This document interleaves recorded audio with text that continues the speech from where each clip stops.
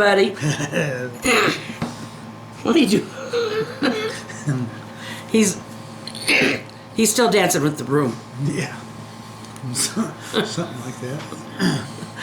This is Fralins and Friends, because I'm not doing any shaking hand art tonight. I think what we're going to talk about tonight is just some of our old jobs that we did when we were still working age. Who's younger? Yes, we were younger. Doesn't mean we don't still do stuff. We just don't work at a job. Anyway. Who wants to start? I worked earlier than he did because I'm a year older. Yeah. First job. Well, I wouldn't really call it a job, but I did learn something from it. I went into, we grew up in the country, and I did a lot of chores, in-house, outside the house. I had a job cleaning for an elderly lady and her family or whoever was around in a house in Waterville, and she had the oak floors, the original oak floors, and back then they didn't have mop and glow and all that stuff, and everybody was afraid to do anything to oak that might, you know. The varnish was old varnish. It wasn't like polyurethane today and stuff. So I would sweep and sweep and sweep that floor. It was always just a little bit of dust that wouldn't pick up on that dustpan. If you remember old dustpans at all, they were metal. They could twist and, but anyway. And there was always just that little streak of dust I couldn't get up. And I would fight it, and the lady said, just leave it, that's seed for next time. But I learned that they aren't, that you know, people can be pretty nice even if they are your boss. Your first job Was driving a bulldozer at the garbage dump. how about that for a first job? I was 14 years old. At 14? I would 13 or 14.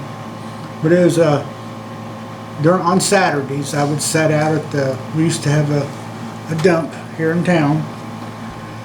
And my brother run the garbage route. He run the truck around and picked up, at that time you had to go through the alleys and get them out of barrels and that kind of stuff. But on the weekends, on Saturdays, I'd go out and I would collect money when people would bring their stuff out to the dump. And then when there was quite a pile, then I would take this little, there was a little John Deere 450 bulldozer. And I'd go down there and I'd push the garbage into the trench. We had a big trench dug out.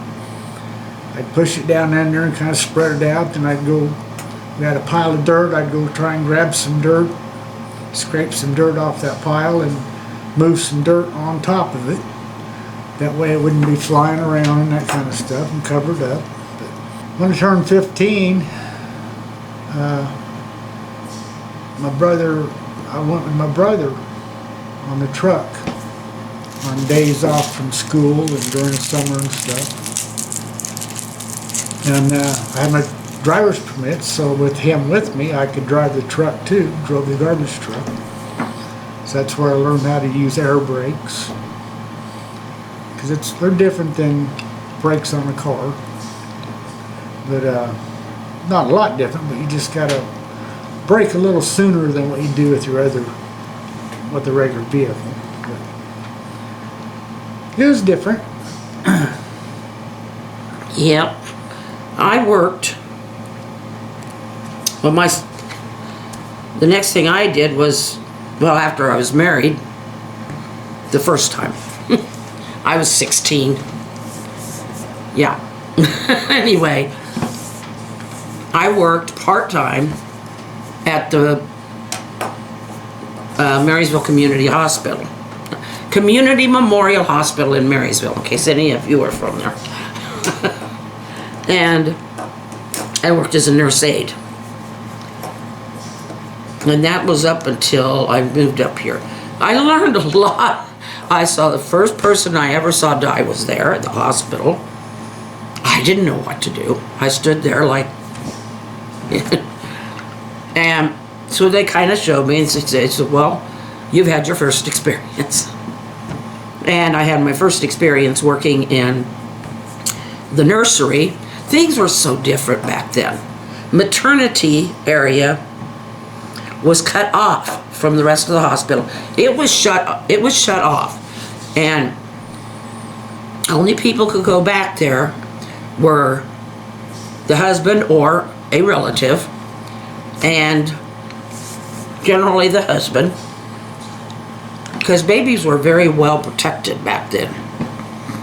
And these days they have your whole birthing rooms, your whole family can come in. It was basic nurse aid.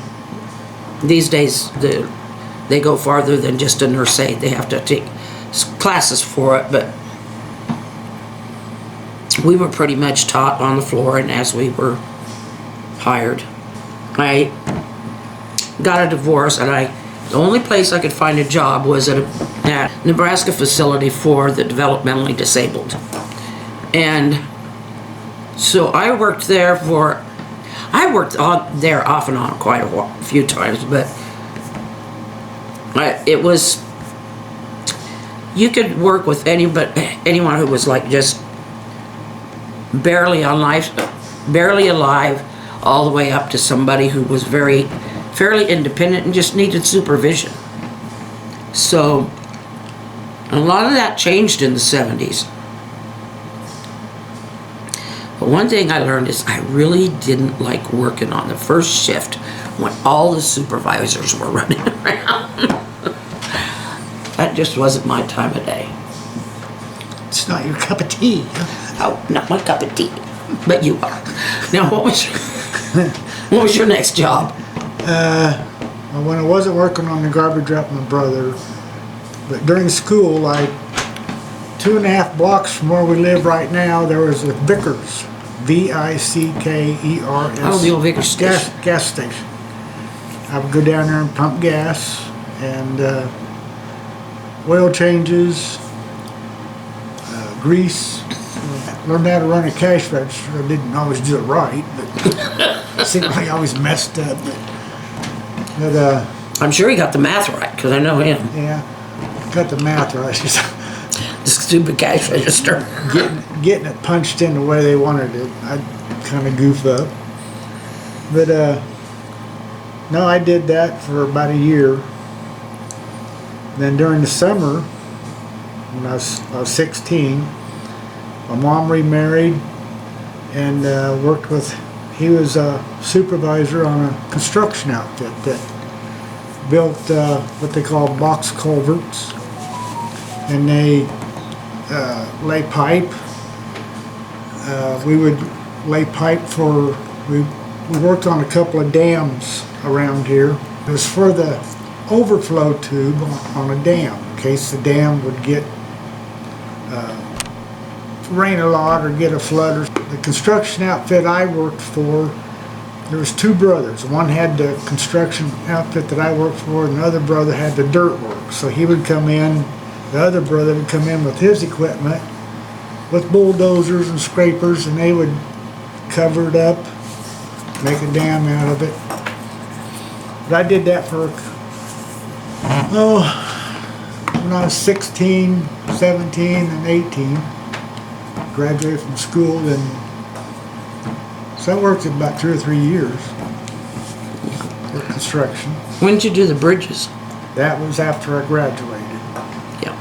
That would be May of '75 is when we switched to bridges.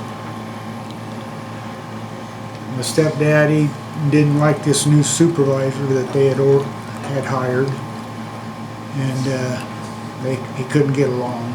The guy was book smart, but as far as experience, he wasn't that smart about it. So a bridge construction outfit was up in Ponca, Nebraska. There was a bridge outfit putting in a couple bridges. Stepdad talked to the supervisor there, and he hired both of us. Stepdad was a crane operator. He run the crane. Now just your standard worker, laborer. This long on halter out in the midair. Well, we would drive piling, metal piling for these piers. We call them piers that are spaced out on a long bridge. But I rode what they call leads.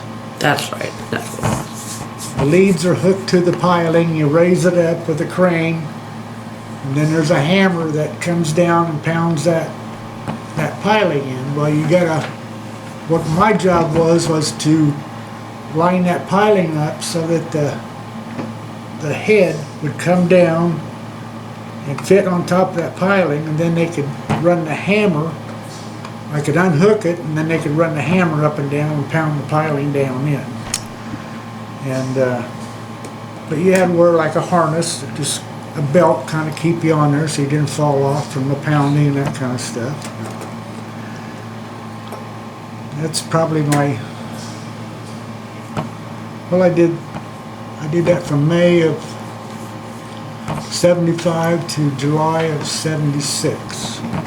Because in July of 76, I started at Peterson Manufacturing, making vice grips. Now, what happened before that caused it? No, it was after that. No. I started Peterson's in July. But we met. End of July. Yes, but we met in May. In May. And we got married in August. And we got married in August. Yes, of 76. That's right. I'm trying to get myself in this man's life. But now you are. Okay. And you've been stuck with me since. Yep. I didn't like the idea of him being out there on that harness. But he learned to trust the harness. He had to. Yeah. There's certain things you gotta trust. Yeah. I mean, if they look faulty, don't use them. But we checked them.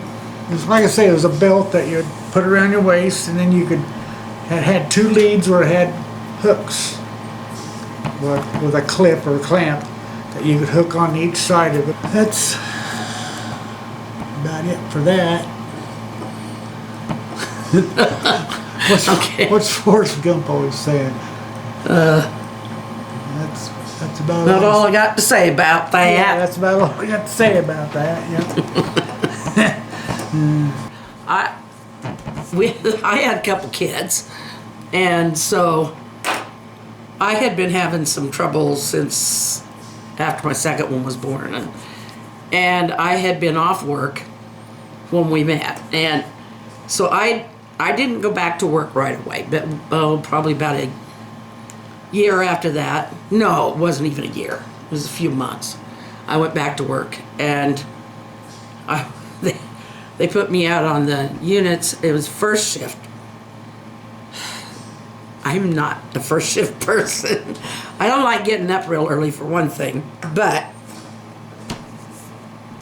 the other thing was the administration's always around, and they're always messing with your stuff. They're always, that's their job. That's their job. I appreciate that.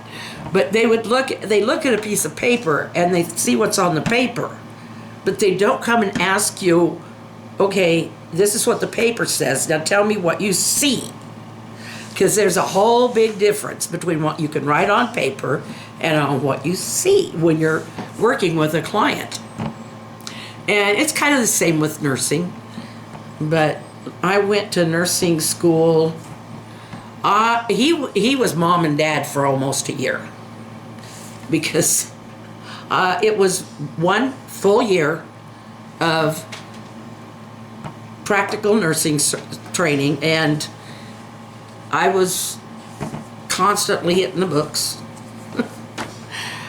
But I graduated Dean's List, and then after that I had a $100 scholarship from one of the hospitals. It was an older hospital, and everybody loved working there that worked there, but the finances were mismanaged, and so we went out of a job. And during that time, we were married about 7 years, I ended up, I was pregnant and very happy about it because we were working, and then all of a sudden we find out our place of work is going belly up. And back then, a lot of places of work were going belly up. Yeah, it seemed like it was a bad time then. Yeah. Well, you were laid off for like a month, but that's all it turned out to be, was a month. Yeah. When I was working at that hospital, but I found out that where I really fit best was with long term. So I worked with what they call the skilled nursing, which meant it was long term. The main thing is, whatever you do, learn from it. And don't learn just the basic things that you're doing. Learn something about yourself. It's great. He learned, he knew he was great at math. He wasn't very good with the machine. Not the cash register. He's great with machines he can drive. Like the little bulldozer. And I learned how to run a little bobcat. Front end loader. And you learned carpentry when you worked at Storecraft and from your stepdad. And you learn skills that you'll need in life, and you also learn things about yourself. Things about yourself don't need to put yourself down for if there's something that you think you should be able to. Not everybody's cut out for the same thing. We hope this was of some interest to you and that you have taken something from us about learning about you and learning what you like and what you don't like. How can you learn from something you don't like? That's a big one, but it's one that once you learn that, it helps a big bunch. Anyway, we will let you go. And we love you. Bye-bye. Bye-bye. Just there, smile and wave. Bye. If it's not too cold for you to get out, then share it. I'm sharing mine with you because it's 3 degrees out. We'll talk to you tomorrow.